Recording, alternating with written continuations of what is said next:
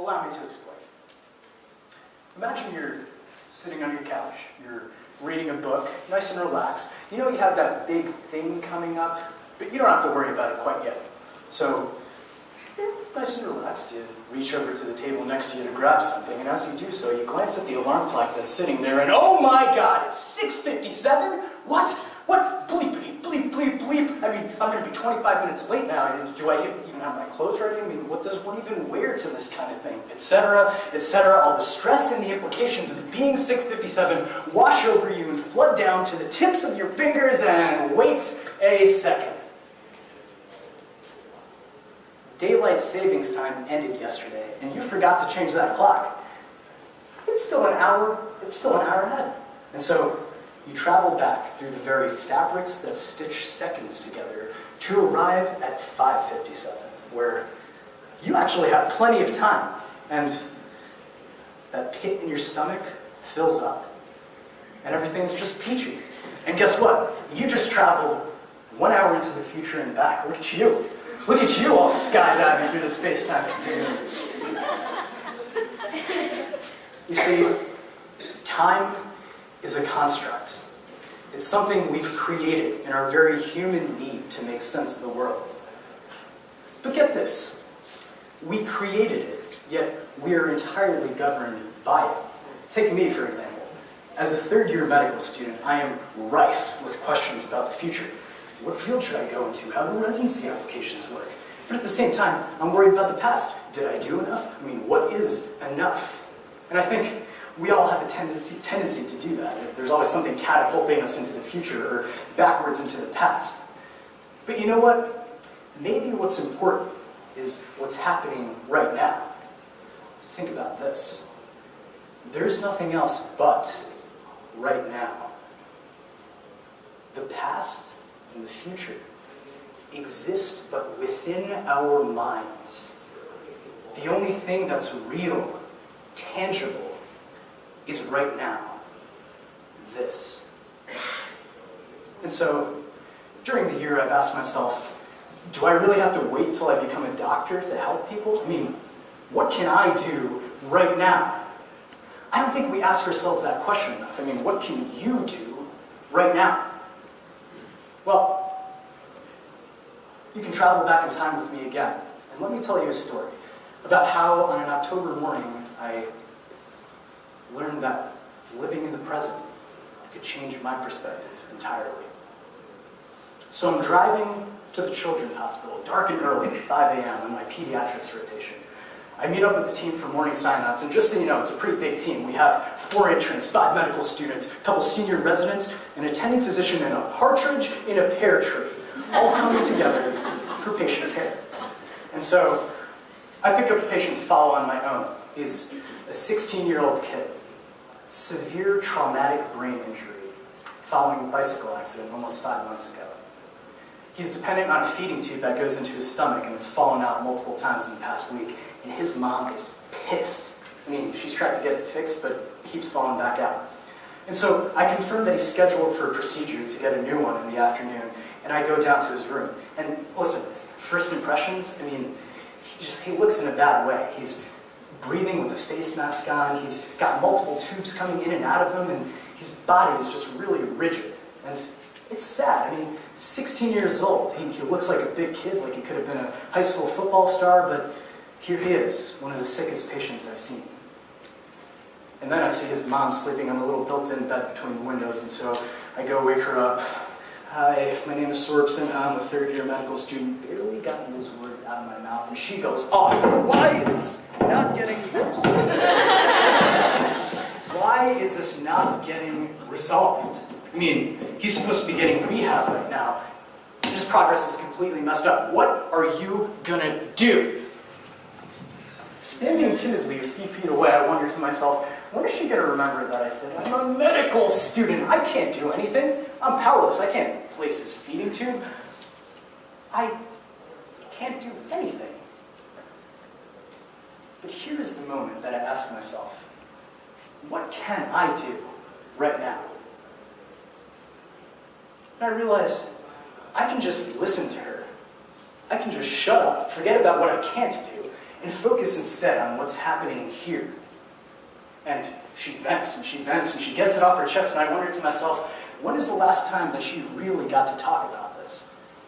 And I tell her what I know, that he's scheduled for procedure, we're going to do everything we can to make sure everything happens, and we're going to be following with you very closely. And she says, thank you for actually listening to me. And slowly but surely, I realized that there's something very nuanced going on here.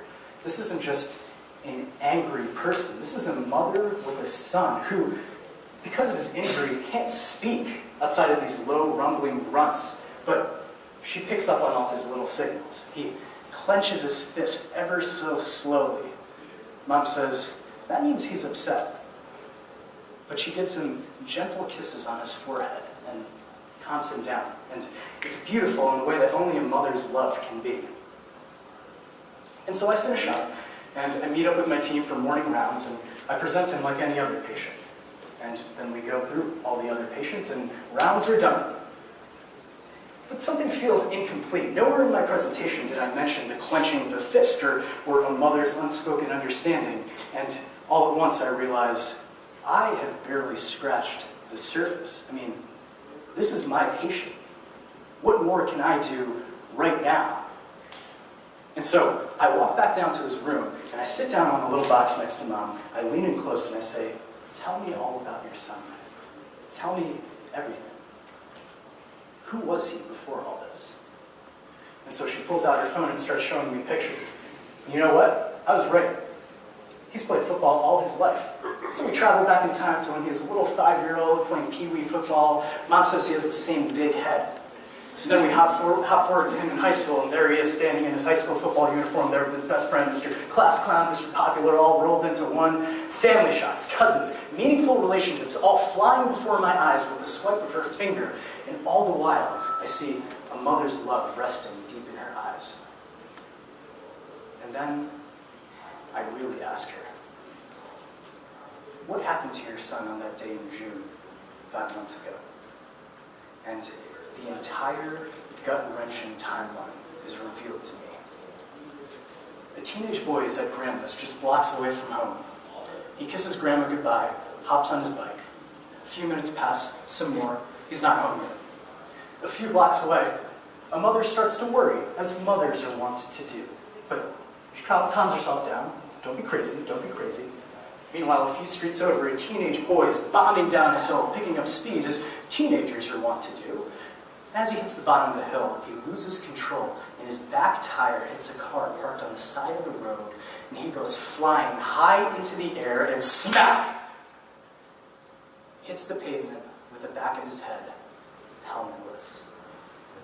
Swing back again a couple streets over, and a mother is now really starting to worry. I mean, it's been a while. He hasn't called yet. I mean, it's all beginning to feel quite strange, but swing back again a couple blocks over, and there are now flashing lights and sirens so close that she can hear them.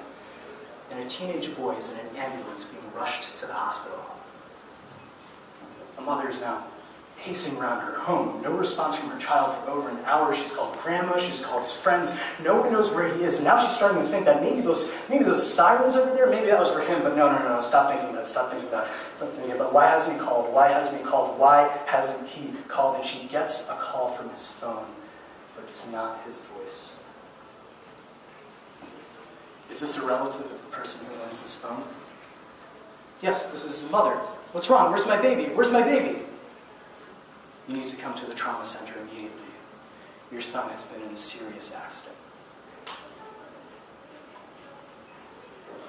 There I am, sitting on my box, traveling through time with this woman who has been through so much with her son behind me. My God, I had no idea. We talked for a while longer about how the past 5 months have been, how it's been hard, how she cries herself to sleep some nights, but tries to be strong. And despite everything, they've been making slow progress with the grace of God. So I eventually give her as big of a hug as I can muster, and as I turn to leave, I look at her son, my patient, through an entirely different lens.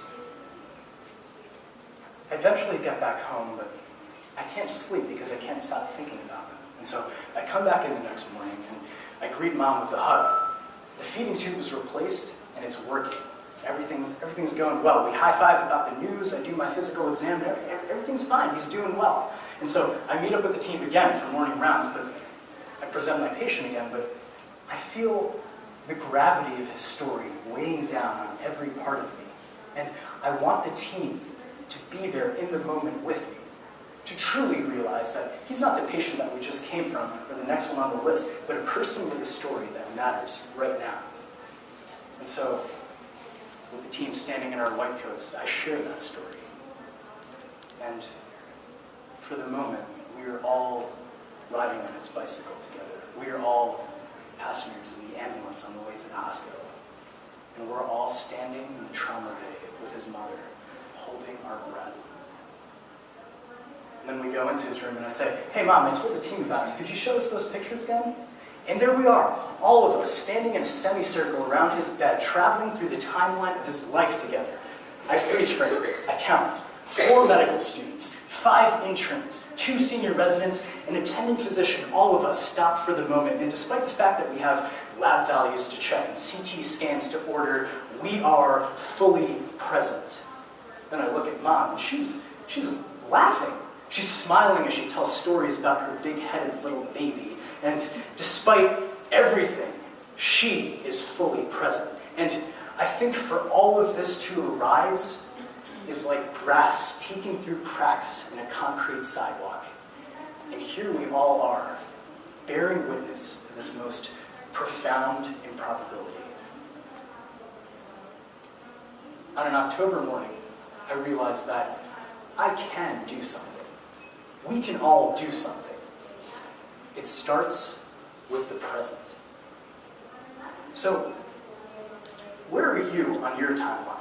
Is there something in the future that's dragging you away from right now? Or are you weighed down by the regret of something in the past? Listen to this. It's never too late to start living in the now.